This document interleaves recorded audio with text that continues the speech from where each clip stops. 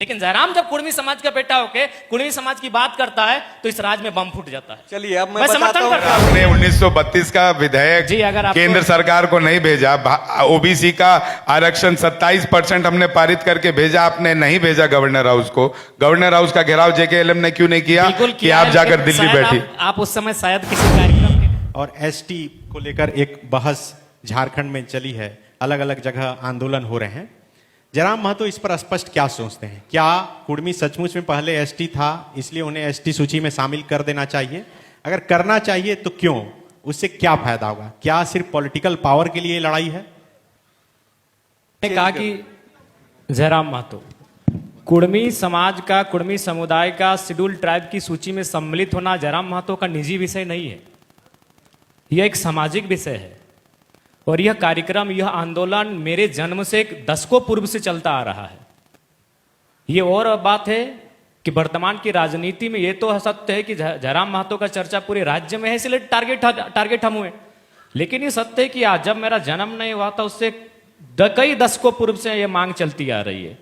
दूसरा बात, आप भी जानते हैं, सभी जानते हैं, पत्रकारिता से आप लोग संबंध रखते हैं। हम थे या नहीं थे ये तो जग जाहिर है, ये तो किसी से छुपा नहीं है। हमारे तमाम इतिहास, हमारे तमाम कल्चर, हमारी तमाम परंपराएं क्यों हमें हटाया गया ये भी सभी जानते हैं। लेकिन उसके बावजूद भी, चूंकि सभी यह भी जानते हैं कि कोई भी, अभी हमसे पहले सुप्रीमो साहब आए थे, लेकिन सभी जानते हैं कि जयराम महतो ही है जो किसी भी विषय को स्किप नहीं करता है, वो अपने तर्कों से, अपने तरीकों से जवाब देता है। 1950 में हमें हटा दिया गया बिना किसी नोटिफिकेशन के। 1931 में हम थे या नहीं थे, पूछिए आप। अगर हम नहीं थे या फिर हमारा शेड्यूल ट्राइब की सूची से या शेड्यूल ट्राइब से संबंध नहीं था तो फिर दिसुम गुरु शिबू सोरेन झूठे हैं, तो क्या फिर बागुन सोमरे जी झूठे हैं, तो क्या हमारे पद्म श्री विजेता रामदयाल मुंडा सिंह जी झूठे हैं? आप कितने लोगों को झूठ कहेंगे? तो अभी आप क्या चाहते हैं? मतलब शामिल हो जाना चाहिए? देखिए, हम समस्या का समाधान चाहते हैं। बिल्कुल, हमारी भी मांग को दरकिनार आप नहीं कर सकते हैं। आज इस राज्य को जब बनाने की बारी आई थी, समस्या का समाधान क्या है जयराम जी?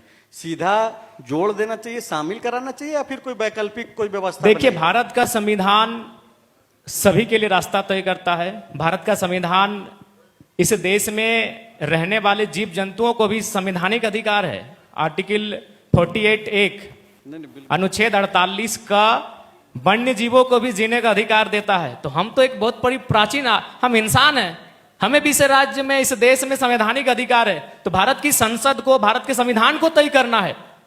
मांगना किसी का अधिकार नहीं है। लेकिन बड़ा दुर्भाग्य है कि लोग कुर्मियों को लेकर इतनी नकारात्मक क्यों? लोगों बिल्कुल अभी संजय जी, मैं एक छोटा सा उदाहरण देता हूं। हमारे सामने हमारी बहन स्वरूपा पूर्णिमा जी बैठी हैं। ये एक नेत्री के साथ साथ ये भी किसी समाज की बेटी है, बहू है, तेली समाज के। मैं स्पष्ट कहता हूं, आज उन्होंने सदन में एक सवाल उठाया, आपने देखा को शून्यकाल में, कि तेली समाज की उन्नति के लिए तेली घानी बोर्ड बनना चाहिए। मैं समर्थन करता हूं, लेकिन ये तेली समाज की बेटियों कर उन्होंने तेली समाज का मुद्दा उठाया, बताइए कोई इनका आलोचना करेंगे? नहीं। लेकिन जयराम जब कुर्मी समाज का बेटा होके कुर्मी समाज की बात करता है तो इस राज में बम फूट जाता है। चलिए अब मैं समर्थन करता हूं, मैं पूर्णिमा पूर्णिमा बहन की इस मांग का समर्थन करता हूं कि इन्होंने कहा कि तेली समाज की आर्थिक उन्नति के लिए तेली घानी बोर्ड की स्थापना होनी चाहिए। इन्होंने यह भी कहा कि कुम्हार समाज के लिए माटी कला बोर्ड की स्थापना होनी चाहिए। मैं उस मांग का भी समर्थन करता हूं। लेकिन जब जयराम महतो अन्य मांगों के साथ जब कुर्मी होके कुर्मी की बात करता है तो एक बम फूट जाता है। नहीं, बहुत अच्छी बात है। आप एकदम, आज हमारी बहन ने उठाया, सामने है। मैं समर्थन करता हूं, मैं जयराम भाई फॉलोअप के कॉन्क्लेव से इनकी मांगों का समर्थन करता हूं। तेली समाज की बेटी है, इन्होंने तेली समाज का मांग उठाया। क्या इस राज्य में कोई आंदोलन होगा? क्या इस राज्य में इनके लिए कोई नकारात्मक प्रतिकार होगा? नहीं होगा। लेकिन जयराम महतो जब अपने समाज की बात करता है तो बम फूटता है। नहीं, बिल्कुल बम नहीं फूटता है। बम इसलिए फूट रहा है जयराम जी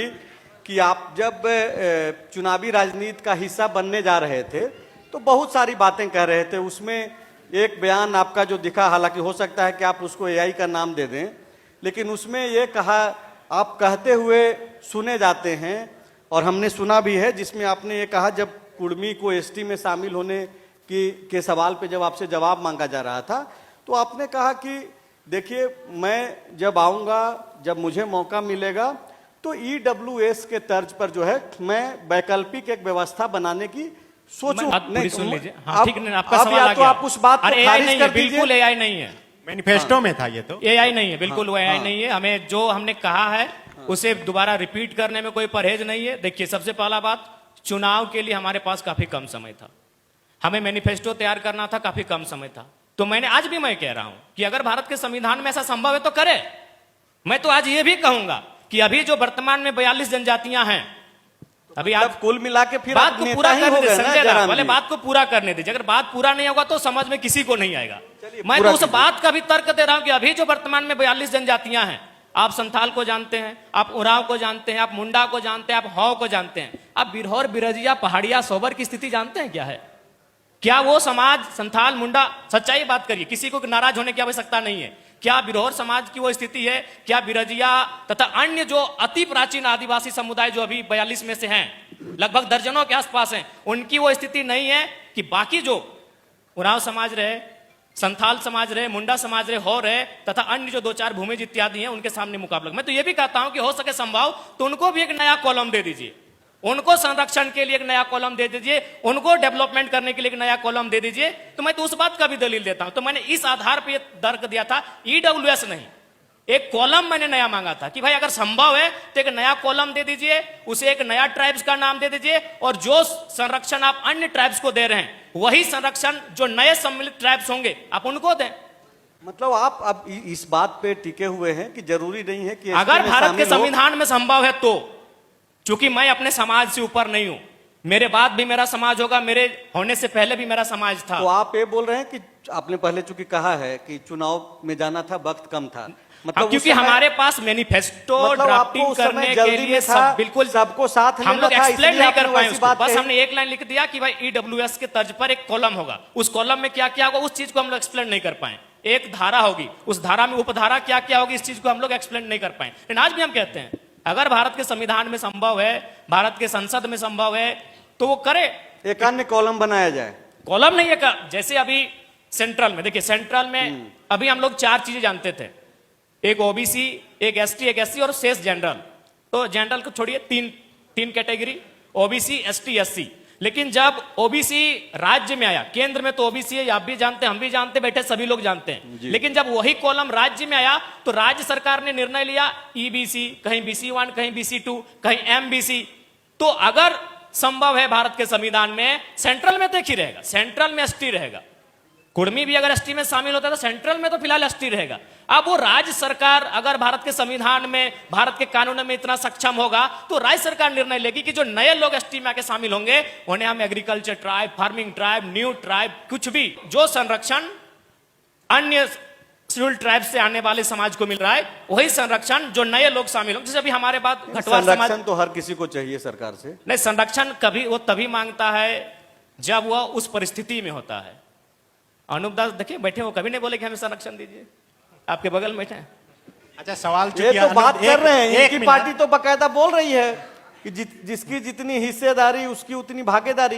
ये तो बात कर ही रहे हैं ना भाई, सारे लोगों की बातचीत हो रही है। पूरा देश कह रहा है, ये तो पूरा देश कह रहा है भाई, ये तो पूरा देश कह रहा है जिसकी जितनी। अच्छा चलिए, अच्छा नहीं, बात चूंकि संजय अनूप दा पर आ गई है, जयराम जी आप किसी छत्र छाया से नहीं निकले, अपनी राजनीति में खुद की पहचान आपने बनाई। डुमरी से चुनाव लड़े, बेरमो से भी चुनाव लड़े, डुमरी से तो जीत गए, लेकिन सामने अनूप जी हैं, अनूप जी से आप नहीं सक पाए, मतलब जीत दर्ज नहीं कर पाए, इसके पीछे का कारण क्या मानते हैं? देखिए, सबसे पहला बात था कि दोनों सीटों में अगर डुमरी की बात करें तो डुमरी में 70 पंचायत में हम विजिट किए। देखिए, मेरी जो ताकत थी वो मेरा भाषण था, मेरी ताकत थी जनता के साथ मेरा कनेक्शन था। हम जहां जहां गए वहां वोट बढ़ा। अभी आपने देखा हम घाटशिला का चुनाव गए, 3 हजार वोट बढ़ा के आए। तो मेरी जो ताकत थी कि मेरा एप्रियंस था। अगर हम बेरमो विधानसभा में एप्रियंस हो जाते तो निसंदेह अनूप जी को भी हम जोरदार और टक्कर देते। मतलब समय कम दे पाए? समय नहीं, हम वहां गए ही नहीं, क्योंकि जो हमारी टीम काम कर रही थी, आप देख सकते हैं कि कितना मतलब बाकी के पास क्या साधन था, संसाधन था। देखिए जयराम